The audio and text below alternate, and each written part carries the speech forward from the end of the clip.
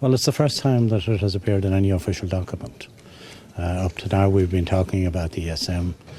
Tonight's agreement sets out how the ESM will operate. And as part of the operation, there's the potential for retrospective application of capitalisation. So a long way to go, of course, and a lot of negotiation will have to be done. But if we had failed to get it in tonight, it would have been the end of the road. So we've kept our case going forward pretty strongly. And our Europe correspondent Paul Cunningham joins us now on the phone from Luxembourg. Paul, the Minister talking about the potential and a long way to go in negotiations, but good news all the same tonight.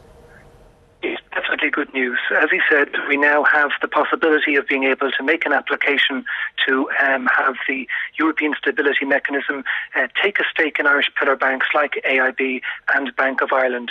Mr Noonan struck a very cautious tone there. He was talking about that word potential, that each application will be considered on a case-by-case basis, so there's no guarantee we're going to get anything, or the degree or amount of money which could be forthcoming from the ESM.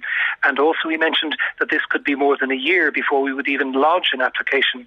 But despite all of those issues, this is a very good news day for Ireland, and it's something which has been a struggle for the government ever since last June, when EU leaders at their summit said they were going to break the vicious cycle between sovereign and banks.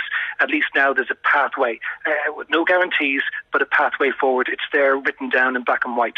So what would the next steps be, Paul? Well, what has to happen next is that their finance ministers are considering how to complete what's known as banking union. For example, tomorrow, EU finance ministers will be trying to agree on a plan of how you wind up any banks that might be in trouble, who would be hit first. Would it be senior bondholders or anyone else? So there's that type of negotiation which needs to be completed over the next 12 months.